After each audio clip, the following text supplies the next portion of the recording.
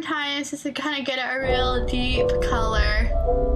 And then kind of go in here at the bottom.